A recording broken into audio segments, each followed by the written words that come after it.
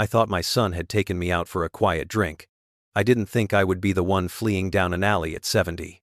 The bartender. He leaned over, grabbed my wrist, so the whole bar could see. He whispered, "He's not on a call. He's with someone who doesn't do favors." My heart stopped. "Check you're subscribed, because you'll want to hear how this ends." The glass in front of me had never been touched. My son stood up and walked out like it was ordinary. He said, "Work," and left me there like a broken prop. The pub smelled of cologne and danger, not home.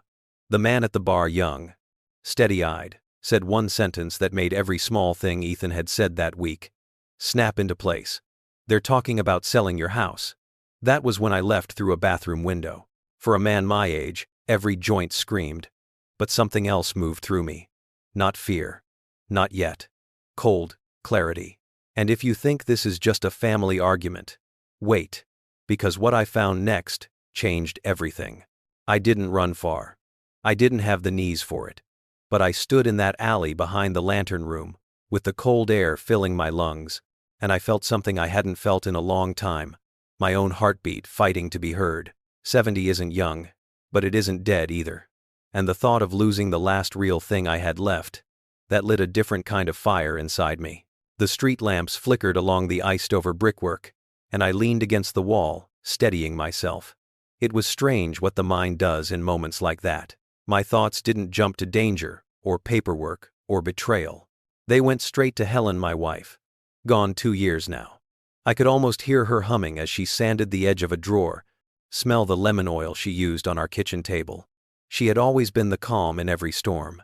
And in the middle of that cold alley, for one brief moment, it felt like she was there again, whispering, "Michael, pay attention."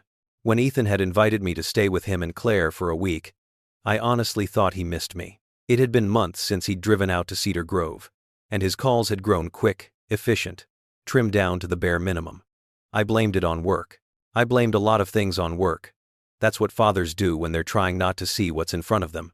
Their house felt nothing like mine. Everything gleamed white marble, stainless steel, black leather, all surfaces slick enough to skate on. No laughter, no warmth, not a single photo except the ones Claire posted online. She was always filming something. A salad, her morning tea, a yoga pose staged near the window. Authenticity, she called it. Though nothing about their life felt real to me. They talked about retreats and sponsored content and elevated spaces. Helen would have rolled her eyes so hard she'd need a neck brace. Still, I tried. I tried to belong in their world for a week. The first night, I sat at their impossibly tall kitchen island, while Claire arranged a salad like she was about to auction it. Ethan poured me wine I didn't want, and patted my shoulder like I was a guest, not his father. And when he asked me to tell Claire the story about my old workshop, the one I built from scraps, piece by stubborn piece, I felt a little warmth in my chest. Until he interrupted. "What Dad means," he said with a laugh that didn't reach his eyes, "is that he presented a solid business plan and secured early investment. He just likes to sound humble." I stared at him, unsure if I'd misheard. That wasn't my life. I'd never had investors. I'd had blisters. I'd had Helen handing me coffee at 2 in the morning while rain leaked through the roof we hadn't finished yet. I'd had neighbors bringing sandwiches, friends lending tools. Not this clean, glossy version he fed to Claire like it was the truth. Something cracked quietly in me that night. Barely a line. But it was the start. 2 days later, he placed a thick stack of papers in front of me. "Retirement options," he said. "A portfolio. Security." The words came out smooth. Memorized. Too smooth. I looked at the page's tiny print. Terms I didn't know. Numbers that looked like they'd been dragged out of thin air. When I told him I needed time to read them, something flickered in his eyes. Gone as fast as it appeared. "Dad," he sighed. "I already read it for you. Don't overthink this. It's good for you." That was the moment the quiet turned heavy. Thick. Like the whole house was holding its breath. And then the small things began. My glasses went missing, then turned up in the fridge. My keys moved to a bowl I never used. Claire walked past me with a softened voice I'd only ever heard nurses use. "Rough morning, Michael?" she whispered once, her phone subtly angled as if she were filming. The captions came next. I saw them only because a neighbor from Cedar Grove sent me a screenshot. Some days are harder than others, Claire wrote over a picture of me staring out their window. Caring for aging parents isn't easy, but we do it with love. Love. The word nearly made me choke. I knew what they were doing. They were building a story. One where I was confused, fading, unreliable. One where my signature could be questioned or guided. I pushed back. Not loudly. Not angrily. At my age, silence can be a weapon if you know how to hold it. I simply asked Ethan the same question twice. Pretended to forget where the coffee filters were. Stared at the wall a second too long. I let them believe what they wanted to believe. And the more they believed it, the more careless they became. Ethan spoke on the phone with the door half closed. His voice low, tight. He'll sign. Just give me time. Claire rehearsed her lines for videos in the living room. When you love someone through memory loss, you learn patience. My hands trembled, not from age, but from the effort of staying quiet. My mind felt sharper than it had in years. Helen used to say, if you want to know the truth, stop talking. Let others fill the silence. And they did. The night after the bartender warned me, back in that sterile house, I lay awake listening to the furnace click on and off. I stared at the ceiling, and knew with absolute certainty, if I didn't act, everything Helen and I built would disappear into someone else's debts.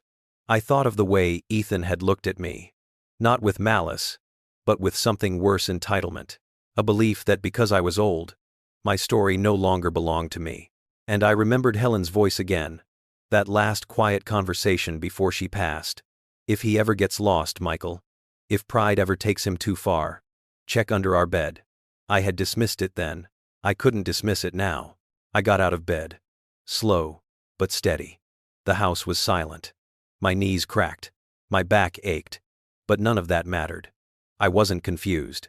I wasn't fading. I was a man who had something still worth protecting. I whispered into the dark, almost like a prayer. Helen, guide me. Then I opened the guest room door and stepped into the hallway. The whole world narrowing into a single thought. If they wanted a confused old man, I'd give them one. But I'd use their own story to expose the truth they were trying so hard to bury. I woke before the sun the next morning, though I pretended I didn't. I stayed in bed long enough to hear Claire's footsteps drift past my door, light and careful, the way someone checks on a fragile object they're afraid might break at the wrong time. She paused. I could almost feel her listening.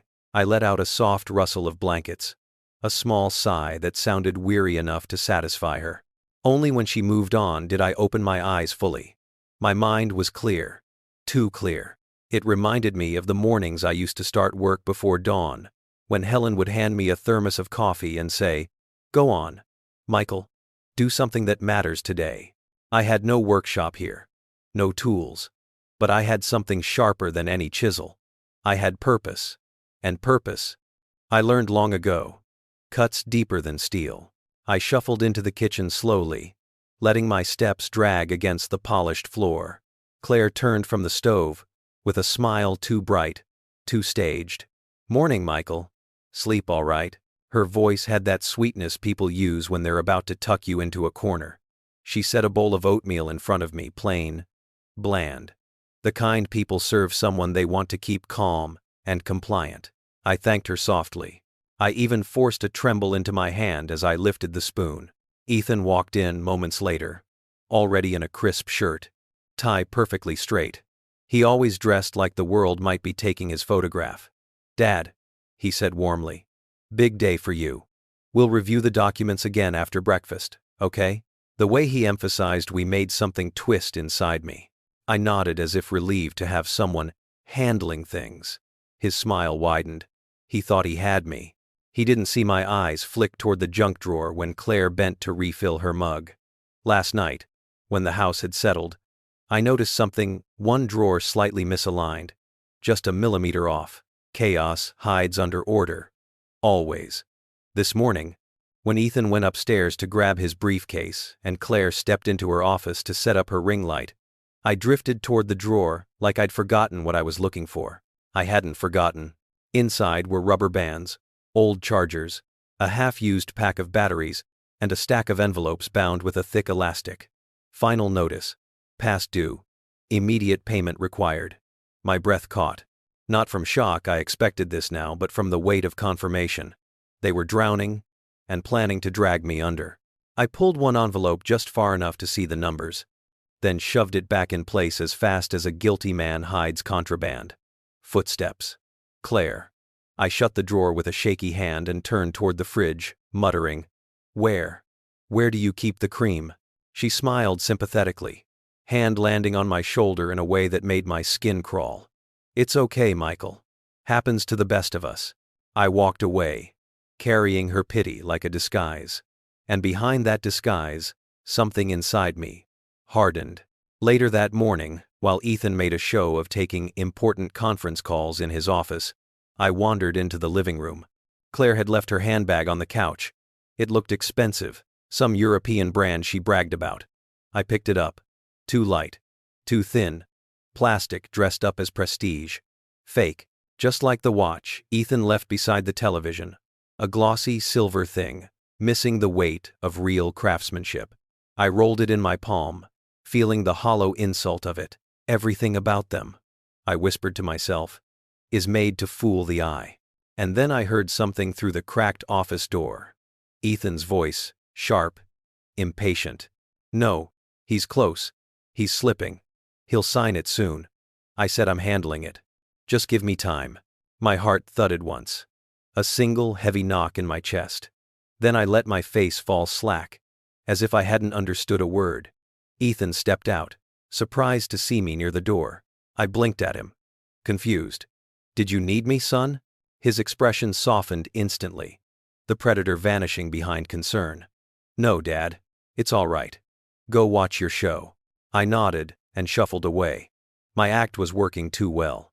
That afternoon, when Ethan left to meet a client, and Claire locked herself in her recording room to talk about wellness routines, I finally pulled out the most dangerous tool in their house. The old tablet Ethan had given me for Christmas. It still had a camera. It still worked. And Rosa Martinez still answered on the second ring. Her voice was sharp, steady, exactly what I needed.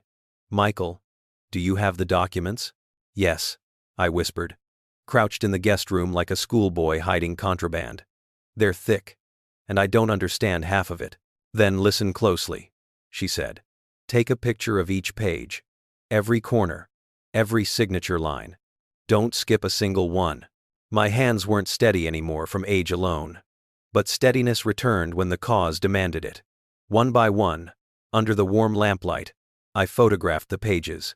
"Transmission complete," the tablet said. Rosa called back 10 minutes later. "Michael," she said slowly, "this isn't a retirement portfolio. This isn't even close. And," I waited, "this is a quitclaim deed. If you sign this, you give your house away. No recourse, no protection. This is elder financial abuse." I closed my eyes, not because I was shocked, but because truth always lands differently when it comes from someone else's mouth. Hearing it made it real. When I stepped back into the living room that evening, Ethan and Claire were laughing carefree, rehearsed. Their world was so bright, so shallow, it made my chest hurt. They were performing normality, unaware the curtain had already begun to fall. After dinner, Claire posted another photo of me sitting alone near the window, looking tired. She captioned it, "Cherishing every lucid moment." I stared at the screen, at my own face, made into proof of a lie. At the comments praising her strength, something icy spilled through me. It didn't freeze me. It sharpened me. I looked at Ethan, at the son I raised with my own 2 hands. And I made a choice. If they wanted to treat me like a man losing his mind, I'd let them. But I would use that role. Bend it. Shape it. Hold it like a blade. And when the truth surfaced, it would cut clean through every lie they built. Night changes a house. When the lights drop and the voices fade, a home either softens or shows its bones. Ethan's house never softened. It felt colder after dark, as if the walls were made to echo nothing but their own emptiness. I waited until I heard their bedroom door shut, then waited longer, long enough for the furnace to cycle twice, long enough for Claire's white noise machine to kick in.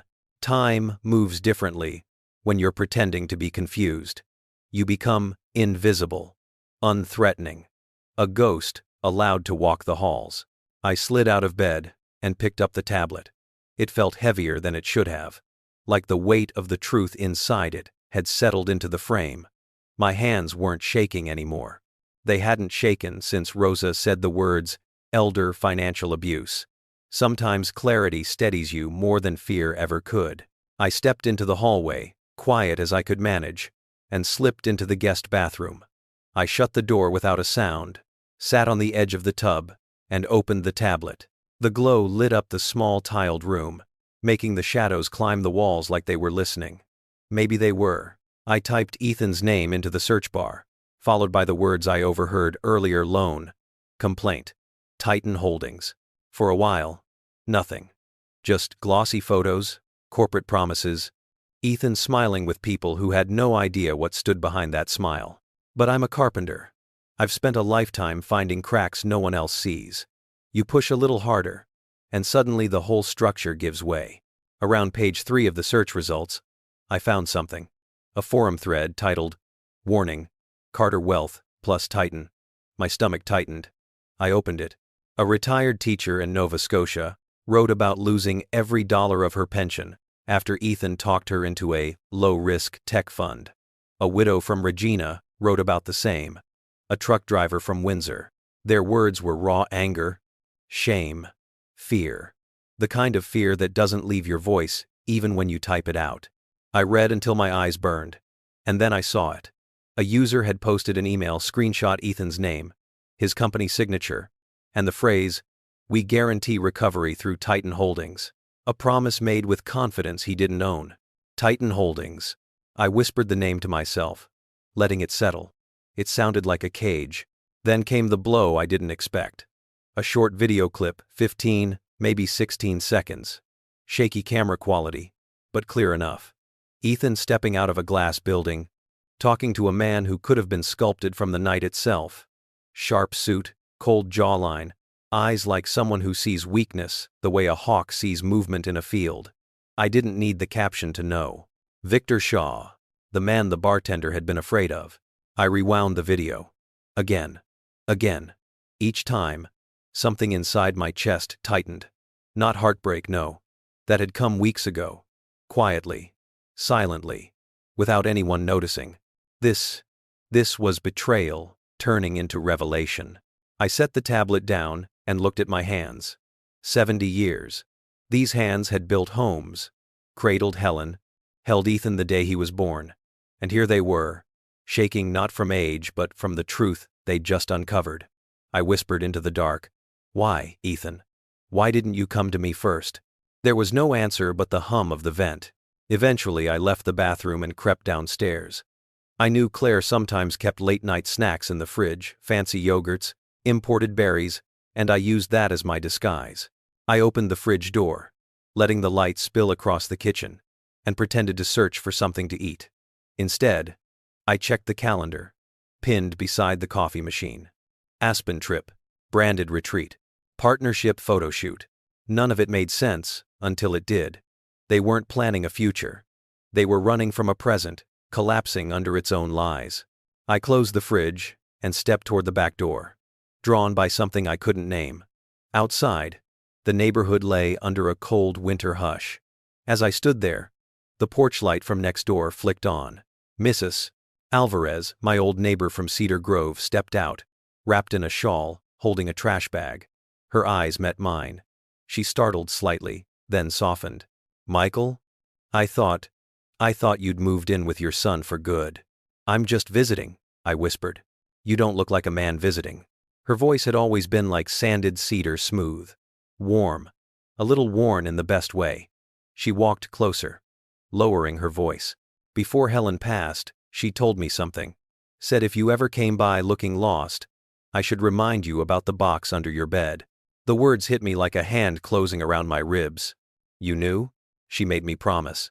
Helen, always one step ahead, always watching the angles of life that I never noticed. "I might need that box," I said. Mrs. Alvarez nodded. "Then you know where to find it." I slipped back inside before Ethan or Claire stirred. Upstairs, I lay awake until dawn, listening to the house breathe around me. Each breath, a reminder that I was living inside someone else's staged perfection. And for the first time since I arrived, I wasn't afraid of their world. I was preparing to dismantle it. By late morning, Ethan suggested we take a little drive. He said it gently, with the tone people use when coaxing a child into a car. I played along, forgetful, tender, a little lost. I even asked if we were going to the doctor. Claire touched my arm. Maybe next week, okay? Let's just get you some fresh air. Fresh air. That was exactly what I wanted. Ethan drove us to Cedar Grove, to my old house. The second he unlocked the door, I felt the difference. Homes have spirits. This one breathed with memory wood dust, lemon oil, the faint echo of Helen's laughter woven into the floorboards. I stepped inside slowly, like a man returning to himself. This place needs work, Ethan muttered, glancing around. Market's hot, Dad. We could sell it fast. Could. Not would. He didn't know yet. But I did. I wandered toward the bedroom Helen and I once shared. Ethan lingered in the hallway, as if bored by nostalgia. Good. I needed boredom. It kept his eyes elsewhere. I knelt beside the bed, my joints screaming, and reached under the frame. Dust. Cobwebs. And then my fingertips brushed cold tin. The box. Helen's box. I pulled it into the light, the metal catching faint glimmers of morning sun. My hands trembled as I lifted the lid, expecting recipes, handwritten notes, soft memories. But what sat beneath the top layer made my heart stop, not in fear, but in recognition. Helen hadn't been leaving memories. She had been leaving instructions. The tin box sat on my lap like a living thing. Not heavy, just significant. The way certain objects carry years inside them. I lifted the top layer of recipe cards, ginger cookies, beef stew, Helen's strawberry jam written in her looping script, and beneath them, the truth waited. A manila folder, thick and sharp at the edges. I opened it carefully, aware of Ethan pacing somewhere in the hallway, checking his phone, waiting for the moment he could shepherd me back to the car like a docile old man. The first page was dense legal text. But even before my eyes tracked the words, my body already knew what it meant. A tremor moved through me. Recognition. Grief. A kind of awe. The Helen Carter Legacy Trust. Irrevocable. Effective 5 years earlier. My breath hitched. 5 years. Right after her first diagnosis. She had known. She had looked further ahead than I ever dared to. Helen always had a way of watching the horizon while I focused on the wood grain in front of me. My eyes followed the key passage. Upon the grantor's passing, the property located at 19 Willow Bend shall transfer to the Cedar Grove Community Housing Collective for development into accessible homes for local seniors and families in need. Not to Ethan. Not to me. To the community. Helen's handwriting sat at the bottom. A signature I'd traced with my thumb 1,000 times on birthday cards, mortgage renewals, permission slips for school trips. Her name looked steady, confident, prepared. I sat there for a long moment, letting the truth settle. She hadn't abandoned Ethan. She had protected him from himself, from the world he was trying so desperately to impress. I whispered into the quiet room. You always knew, didn't you, Helen? The floorboard creaked behind me. Dad? Ethan's voice. You okay? I wiped my face before turning. Just remembering your mom. He softened at that genuine for half a second, then tense again as he glanced at his buzzing phone. Anxiety flickered across his features. Titan Holdings. Victor Shaw. The walls of his new life pressing in. A sinking ship always creaks before it disappears. We should go, he said. Lots to finalize today. Of course, I murmured, closing the tin box. We'll finish everything soon. He smiled, relieved. Triumphant because he believed he'd broken me down enough to accept his plan. But I'd found Helen's truth. And the truth is the sharpest tool a man can hold. The next morning, the stage was set. Ethan insisted we meet with the advisor at an office downtown. His voice was too light, too cheerful, as if he were heading to a ribbon-cutting ceremony, not walking into a reckoning. Claire dressed sharply in a cream blazer, hair glossed to perfection, makeup thick enough to hide the panic creeping beneath. I want to be there when you sign, she said, squeezing my arm with her polished fingers. For your comfort. Comfort. It was almost funny. They guided me to the glass tower like handlers escorting livestock. The elevator shot us upward, floor after polished floor. My reflection in the mirrored walls looked calm. Old, yes, but not weak. Standing between them, I felt like a man carrying an invisible anchor of truth. The office door swung open to reveal Victor Shaw. He was exactly as I remembered, sleek, cold, handsome, in a blade-like way. His smile didn't reach his eyes. "Mr. Carter," he said smoothly. "A pleasure." I nodded, feigning frailty. "My memory's not what it used to be, son. Remind me why we're here again?" Ethan rushed to answer. "Just a simple signing, Dad. This will secure your future. Victor's helping us." Helping. Yes. Helping himself to a house he believed was about to become collateral. We all took seats around a monstrous glass table. Documents waited in a neat stack, white, crisp, venomous. Victor tapped them politely. "If you sign here," he said, "our partnership can move forward." Claire beamed. Ethan straightened his tie. I lowered my eyes, and the door opened behind us. Rosa Martinez entered with a stride that cut the room in half. No flourish, no theatrics, just pure authority dressed in a charcoal suit. She placed her briefcase on the table, with a quiet thud. Ethan blanched. Claire froze completely. "Who is?" Victor began. "My lawyer," I interrupted gently. "I hope you don't mind." Silence. Cold. Heavy. Electric. Rosa opened her case and withdrew the manila folder Helen had prepared 5 years earlier. She placed it directly on top of Victor's pristine stack, like a stone landing in a shallow river. "This meeting cannot proceed," she said calmly, "because Mr. Carter cannot sign a property transfer. He is not the legal owner." The words hit the room like a hammer. "What?" Ethan breathed, his face whitening a shade I'd never seen. Rosa slid the trust papers toward him. "This house hasn't belonged to your father since 2019. It was placed in an irrevocable community trust by your mother." What are you talking about?" Ethan stammered. "He lives there, he." His voice cracked like a teenager, defending a lie he hadn't prepared for. Victor leaned forward, eyes narrowing. "Is this true?" Rosa didn't blink. "Yes. And I would suggest checking your loan applications. Using a property you do not own as collateral constitutes federal fraud." Victor went still. Perfectly still. The way predators freeze when assessing whether they've been trapped. Claire let out a small squeak, her hands flying to her mouth. Ethan, do something." But Ethan looked like he was drowning in the middle of his own lie. His lips parted, but no sound came out, just a silent collapse. The man who had tried to orchestrate everything could not even muster a defense. Victor stood abruptly. "I don't deal with fraud," he snapped, glaring at Ethan with a disgust so sharp it almost cut the air. "Our arrangement is over. Whatever happens next is on you." He stormed out, slamming the door so hard the glass trembled. Claire broke first. Tears smeared her mascara into jagged rivers. "You lied to me," she sobbed. "You said we were fine." Her voice rose into a raw, breaking wail. "We're ruined, do you hear me? Ruined." Ethan sank into his chair, crushed under the avalanche he had built with his own hands. I watched him, my son, my only child, unravel. And it hurt. It cut deep. But some truths require breaking before rebuilding. Rosa placed a quiet hand on my shoulder.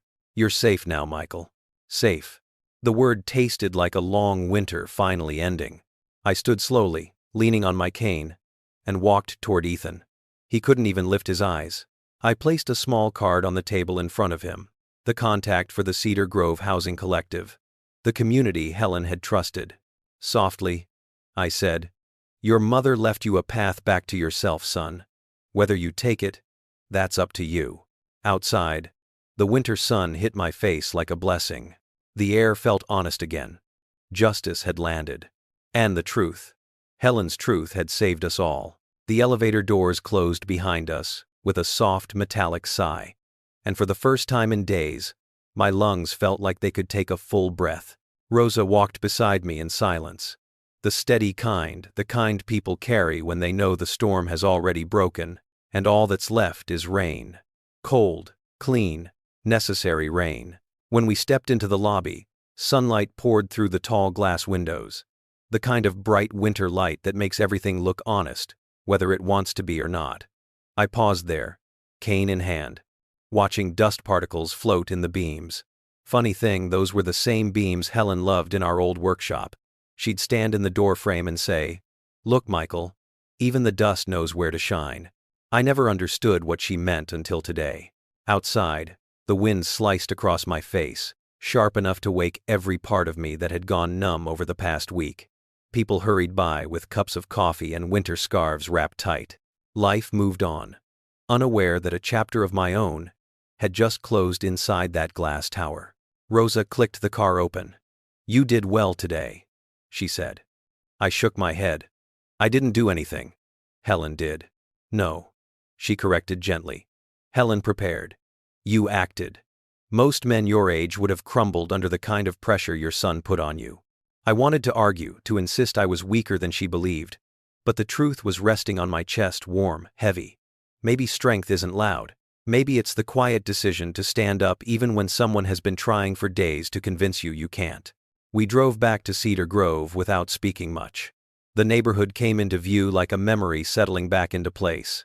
Old brick homes, the grocery store where Helen bought fresh herbs, Mrs. Alvarez, sweeping snow off her porch with the same red broom she'd had for 20 years.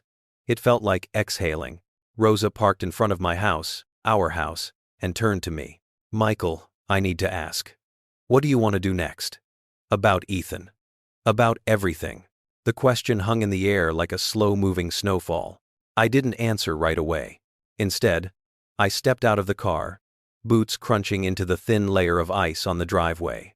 The wind carried the scent of cedar from the line of old trees behind the fence. I walked to the porch, ran my hand along the railing Ethan and I built together when he was 12. He hammered every third nail crooked. Helen pretended not to notice. The memories pressed close, soft and painful, like bruises that still ache when you move. "I don't want him in prison," I finally said, eyes on the porch rail. "No matter what he did." Rosa nodded as if she already knew. "Then we'll pursue civil protections only. A restraining order, financial boundaries, full documentation. He won't be able to touch a single thing that's yours." "And Claire?" I asked. "She'll leave him," Rosa said plainly. "But that's not your burden." No, it wasn't. But family wounds don't respect boundaries. They seep through. I pushed open the front door. The familiar scent of lemon polish wrapped around me like a shawl. Helen's music box still sat on the shelf, waiting to be wound. I turned the small brass key until it clicked, and the melody began a tune she hummed during long summer evenings, the one Ethan used to fall asleep to. I sat at the kitchen table. Rosa placed the trust papers in front of me so I could review them one last time. "Your wife was remarkable," she said quietly. "She was," I whispered. "More than I ever deserved." My eyes lingered on Helen's signature. Steady, intentional, final. Rosa stood to leave. "You call me if he comes near you. Any hour. Any day." "I will." "And Michael?" "Yes?" Her gaze softened. "You're not alone." After she left, the house felt full, not empty. As if Helen had stepped out of the next room to fetch something, and would return any minute. I let the feeling stay a while. I needed it. Hours passed. The sun dipped behind the cedar trees. Shadows stretched across the living room rug. I boiled water for tea the way Helen liked it, 2 minutes steeping. Nothing bitter. I carried the cup to the window and watched the streetlights blink awake. Then, a car slowed outside. Ethan. He stepped out slowly, shoulders slumped, hands shaking. He looked smaller than I remembered, like the world had wrung him out and left him with nothing but bones and regret. He walked halfway up the path before stopping. "Dad," he called softly. I didn't open the door. I didn't need to. "I'm sorry," he said, voice cracking. "I don't know who I am anymore." I closed my eyes. The ache in my chest pulsed familiar, human, real. I wasn't ready to let him in, but I wasn't ready to cut him out. "Go home, Ethan," I said through the door. "Get help. Get honest. Then we'll talk." Silence. Then, footsteps retreating. Then the car starting. A small mercy. A small boundary. Both necessary. When he was gone, I sat back down at the table, opened Helen's recipe box, and placed the trust papers inside, as if tucking them under her protection once more. The night settled around the house, quiet but full. My heartbeat slowed. My breathing eased. For the first time since Helen's passing, I felt anchored again. Everything that mattered was safe. Everything that was false had fallen away. As I sat there with the warm cup between my hands, I thought about the truth of family, the fragile, breakable truth. And I realized something I hadn't been able to before.